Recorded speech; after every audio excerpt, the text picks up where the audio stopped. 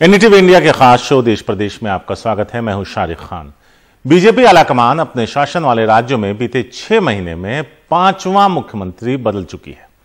विजय रूपानी के इस्तीफे के 24 घंटे बाद उसे चौंकाते हुए पार्टी ने नए मुख्यमंत्री के रूप में भूपेंद्र पटेल को चुना है। चौंकाया इसलिए कि पहली बार विधायक बने पटेल का नाम सीएम की रेस में एक बार भी सामने नहीं आया था। 4 साल बाद किसी पाटीदार को दोबारा राज्य की कमान सौंपी गई। आज भूपेंद्र पटेल मुख्यमंत्री पद की शपथ लेंगे। यह शपथ ग्रहण दोपहर 2:20 पर होगा, जिसमें केंद्रीय मंत्री अमित शाह जो गृह मंत्री हैं वो मौजूद रहेंगे। भूपेंद्र पटेल के नाम पर मुहर की बड़ी वजह मानी जा रही है कि पाटीदार समुदाय की नाराजगी को दूर किया जाए। तो यहां आपको बता दें कि आज 2:20 पर वो मुख्यमंत्री पद की शपथ लेंगे। कई और नाम थे इस दौड़ में, लेकिन सबको पीछे छोड़ते हुए एक नया नाम सामने आया। पहली बार विधायक बने और आनंदीबेन पटेल की सीट से चुनाव लड़ने वाले और उनके करीबी भूपेंद्र पटेल को यह कमान सौंपी गई है। आपको बता दें कि घाट लोहिया विधानसभा सीट से वो विधायक हैं। पाटीदार समाज पर उनकी पकड़ है। आनंदीबेन पटेल के करीबी माने जाते हैं। उनके इस्तीफे के बाद उनकी सीट से ही लड़े। अहमदाबाद शहरी विकास प्राधिकरण के अध्यक्ष रहे।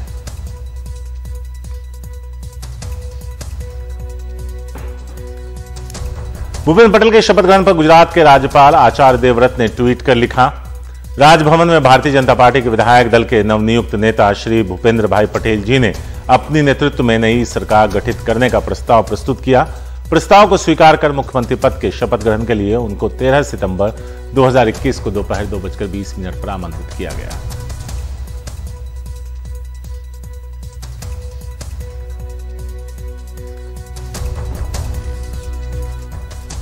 नितिन पटेल क्या कह रहे हैं, जो हमेशा से दौड़ में रहे लेकिन कभी कुर्सी तक नहीं पहुंच पाए, डिप्टी सीएम है, वो क्या कह रहे हैं, आइए सुनते हैं।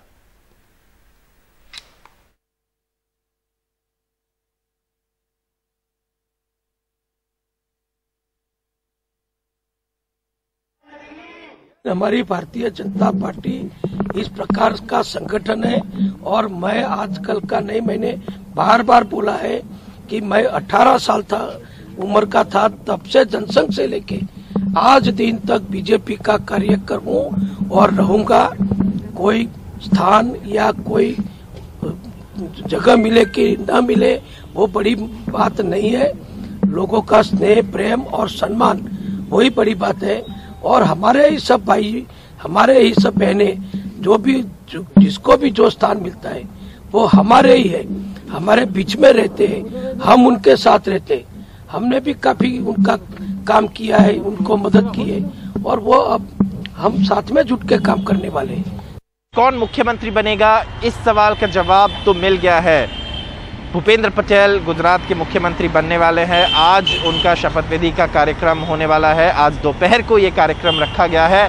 लेकिन अब जो सवाल है वो है कि कैबिनेट में कौन होंगे, कौन बनेंगे, जो कैबिनेट मिनिस्टर्स है उनमें क्या कैसे दिखाई देगी ये नई कैबिनेट जो बनने जा रहा है गुजरात में। और खास कर सवाल है कि नितिन पटेल जो है, जो पिछले कैबिनेट में डेप्यूटी चीफ मिनिस्टर था, उनका क्या होगा। क्या उन्हें उसी पद पे रखा जाएगा, क्या उनकी पद में बदलाव किया जाएगा, इस बात को लेकर चर्चा है। क्योंकि कल मेहसाना में भूपेंद्र पटेल ने अपने जो सपोर्टर्स हैं उनसे बात करते हुए ये कहा कि जब तक मैं आपके दिल में हूँ, जब तक पार्टी के कार्यकर्ता के दिल में हूं, तब तक मुझे कोई हटा नहीं सकता। लेकिन ये बात भी सच है कि नितिन पटेल के नाम उन नामों में से थे जिसमें देखा जा रहा था कि शायद इनमें से कोई मुख्यमंत्री बने। लेकिन सरप्राइज चॉइस था बीजेपी के लिए, भूपेंद्र पटेल को बनाया गया है मुख्यमंत्री। आज उनकी शपथ विधि होगी। लेकिन इसके साथ साथ याद रखना पड़ेगा कि ये जो निर्णय है ये आने वाले चुनाव पे नज़र रखते हुए लिया गया है, क्योंकि भूपेंद्र पटेल भी पटेल कम्युनिटी से, समुदाय से आते हैं। और जो जाति समीकरण है गुजरात के राजनीति में, उसमें पटेल समुदाय की जो इक्वेशन है वो काफ़ी बड़ा है और इसीलिए शायद भूपेंद्र पटेल को चुना गया है। और साथ साथ अब भूपेंद्र पटेल के नए कैबिनेट में कौन कौन होंगे, इस सवाल का जवाब अभी तक मिल नहीं पाया है। बताया जा रहा है कि जो मुख्यमंत्री थे विजय रूपानी, जिन्होंने अपनी इस्तीफा दे दी है, उनको जो नया कैबिनेट है उनमें नहीं रखा जाएगा, ऐसे सूत्रों का कहना है। उनको पार्टी में कोई जिम्मेदारी दी जाएगी ऐसी कहा जा रहा है। लेकिन अब तक ये जो कैबिनेट की जो मसला है इसमें कोई जवाब या सफाई बीजेपी की तरफ से नहीं आए हैं। बीजेपी का कहना है कि आने वाले दिनों में कैबिनेट की घोषणा भी कर दिए जाएंगे। आज भूपेंद्र पटेल जो मुख्यमंत्री बनने जा रहे हैं गुजरात के, उनका शपथ विधि दोपहर को होगा। कर्नाटक विधानसभा में विपक्ष के नेता सिद्धरमैया और प्रदेश कांग्रेस अध्यक्ष डीके शिव कुमार महंगाई के विरोध में राज्य विधानसभा के मानसून सत्र में भाग लेने के लिए बैलगाड़ी से पहुंचे। विधानमंडल का 10 दिवसीय सत्र 13 से 24 सितंबर तक चलेगा। इस सत्र के दौरान पार्टी की रणनीति पर चर्चा के लिए कांग्रेस ने अपने नेता और पूर्व सीएम सिद्धरमैया की अध्यक्षता में बैठक की थी। बैठक के बाद सिद्धरमैया ने कहा कि पार्टी महंगाई, कानून व्यवस्था की स्थिति और वित्तीय संकट का मुद्दा उठाएगी।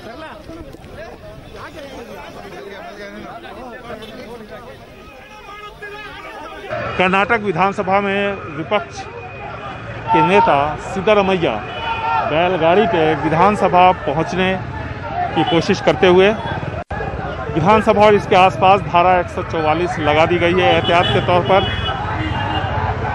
इन लोगों का विरोध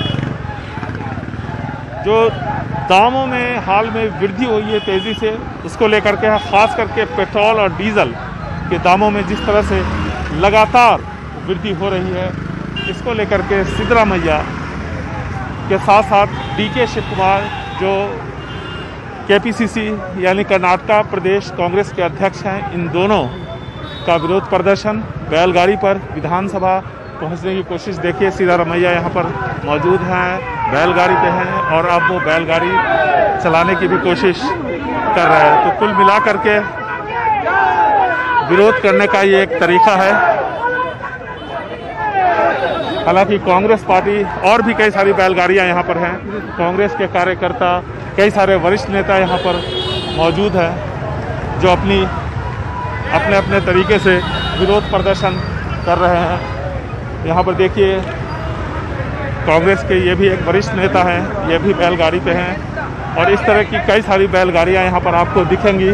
कई सारी बैलगाड़ियाँ निकली हैं और साथ में डीके शिव कुमार भी कुछ इसी तरह से बैलगाड़ी पे हैं।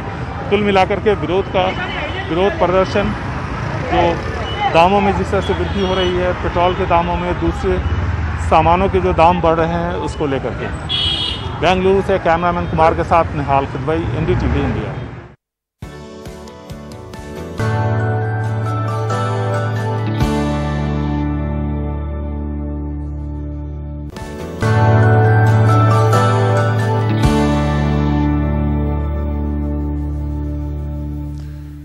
यूपी के फिरोजाबाद समेत कुछ जिलों में डेंगू बुखार का कहर जारी है। पिछले 24 घंटे में फिरोजाबाद में 8 बच्चों समेत 14 लोगों की मौत हो गई। यहां के सरकारी अस्पताल में 429 मरीजों को भर्ती कराया गया है, जिनमें से 101 मरीजों में डेंगू की पुष्टि हुई। इससे पहले यहां 50 से ज्यादा लोगों की मौत हो चुकी है, जिसमें कई बच्चे हैं। वहीं मथुरा में भी डेंगू की वजह से 10 से ज्यादा लोगों की मौत हुई थी। इन मौतों के बाद से राज्य सरकार के साथ साथ केंद्र सरकार ने भी जांच के लिए अपनी अपनी टीमें भेजी हैं, लेकिन अभी मरीजों की संख्या में कमी देखने को नहीं मिल रही। लेकिन जो जानकारी है उसके हिसाब से अब मीडिया को भी अंदर जाने की इजाजत नहीं दी है और कल का मेडिकल बुलेटिन भी जारी नहीं किया गया है। तो एक तरीके से खबरें बाहर ना जाएं, जो तस्वीरें बदहाली की हैं वो सामने ना आए, इसके लिए पूरे इंतजाम भी किए गए हैं राज्य सरकार की तरफ से। मुंबई में साकेनाका रेप केस में पीड़ित की मौत के बाद अब उल्लासनगर में नाबालिग के साथ रेप का घिनौना मामला सामने आया। घटना उल्लासनगर रेलवे स्टेशन के स्काई वॉक का है, जबकि पीड़ित अपने कुछ दोस्तों के साथ वहां से गुजर रही थी।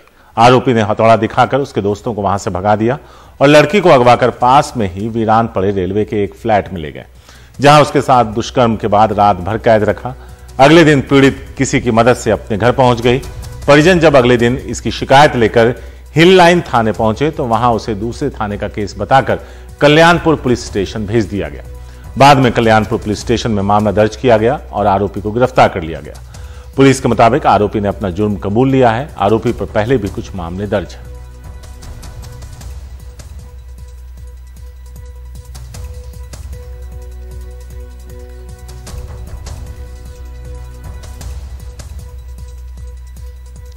यूपी के मुरादाबाद में एक युवक की चोरी के आरोप में कुछ लोगों ने पेड़ से बांधकर पिटाई कर दी। लड़के की पिटाई का सोशल मीडिया पर वीडियो वायरल हुआ, जो मुरादाबाद के थाना मझोला इलाके में ट्रांसपोर्ट नगर पुलिस चौकी के पीछे का है। ट्रक से कुछ सामान चोरी करने के आरोप में युवक को दुकान मालिक और उसके साथियों ने पकड़कर पेड़ से बांधकर पीटा और बाद में पुलिस को सौंप दिया। लेकिन जैसे ही युवक की पिटाई का वीडियो सामने आया, पुलिस ने पिटाई करने वाले लोगों के खिलाफ भी मुकदमा दर्ज कर कार्रवाई शुरू कर दी।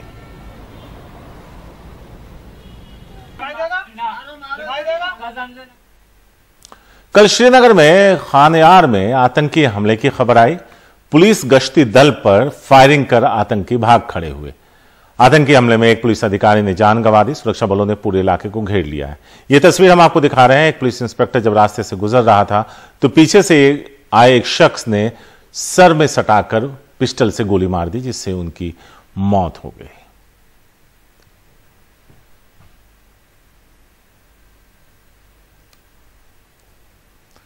प्रतियोगी परीक्षाओं का दबाव कई छात्रों पर अक्सर भारी पड़ता है। तमिलनाडु के एक छात्र ने मेडिकल की प्रवेश परीक्षा नीट से कुछ ही घंटे पहले खुदकुशी कर ली।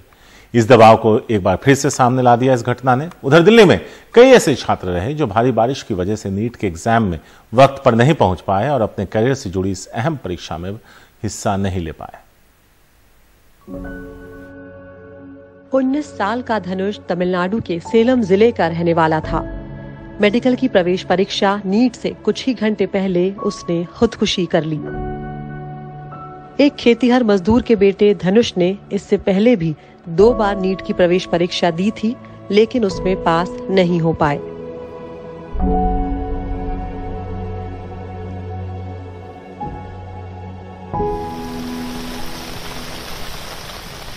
तमिलनाडु सरकार ने 10 साल के लिए अपने राज्य में नीट इम्तिहान खत्म किया हुआ है। सरकार का दावा है कि ये इम्तिहान प्राइवेट कोचिंग ले सकने वाले समृद्ध लोगों के पक्ष में है। डीएमके सरकार सोमवार को इस सिलसिले में फिर एक बिल राज्यसभा में लाने जा रही है।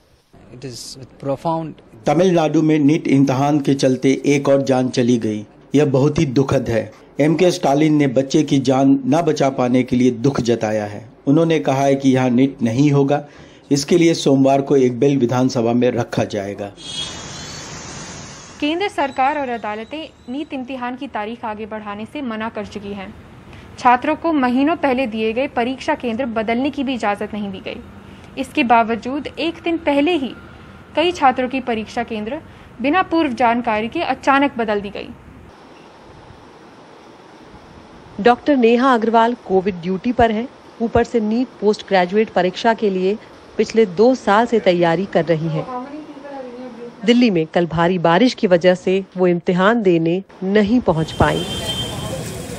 नेहा की तरह कई लोग पानी से भरी सड़कों से जैसे तैसे परीक्षा केंद्र तो पहुंचे, लेकिन देरी से आने के कारण उन्हें परीक्षा में बैठने ही नहीं दिया गया।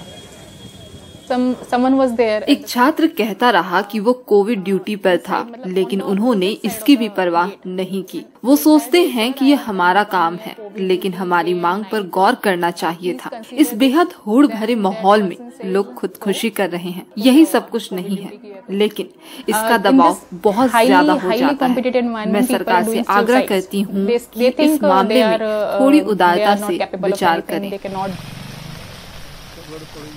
चेन्नई से सैम डेनियल के साथ दिल्ली से गौरी प्रसाद और मेहर पांडे की रिपोर्ट, एनडीटीवी इंडिया।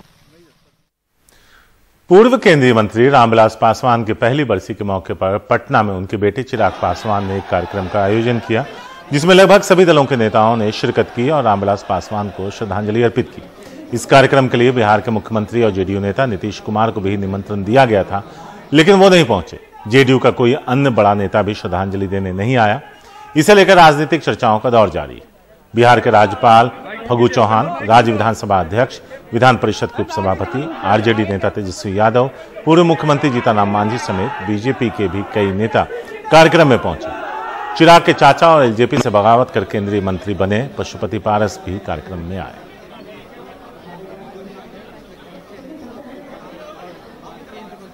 मैं धन्यवाद करता हूं आज मेरे नेता को, मेरे पिताजी को श्रद्धांजलि देने पहुंचे हैं। दलगत राजनीति से उठकर, तमाम तरीके की बातों से उठकर आज जो पारिवारिक संबंध हम दोनों के पिता ने कहीं ना कहीं जिसकी नींव रखी थी, दोनों सिर्फ सहयोगी ही नहीं, एक साथी की तरह, एक भाई की तरह दोनों साथ रहे।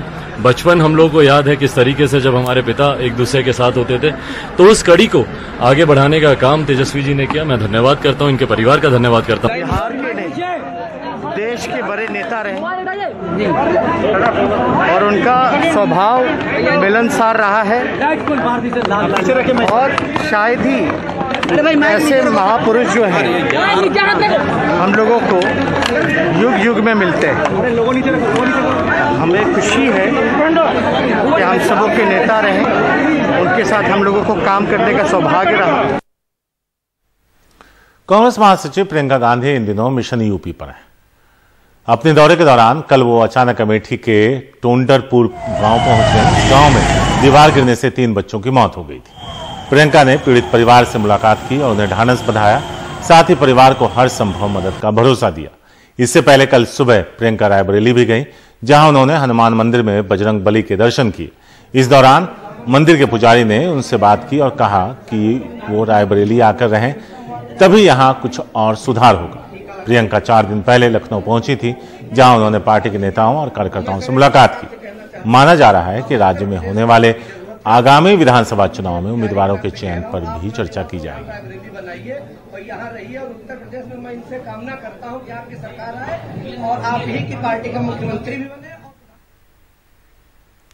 यूपी के बुंदेलखंड में पहली किसान पंचायत में पहुंचे भारतीय किसान यूनियन के नेता राकेश टिकैत।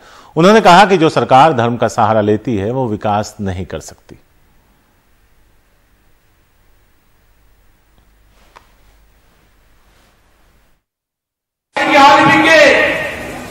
नदियां बेच रहे हैं, जल बेच रहे हैं, हवाएं बेच रहे हैं। काम करना चाहिए था तो ऑक्सीजन पे काम करते, हॉस्पिटल पे काम करते, एजुकेशन पे काम करो, सड़कों के ऊपर काम करो। देश को तोड़ के और बढ़ा के आप भावनाएं खिलवाड़ करके काम करोगे। कौन से मंदिर और उसकी बात करते हो आप? अयोध्या में मंदिर हमारा है, हम भी रघुवंशी हैं, राम भी रघुवंशी था, हमारे पूर्वज थे,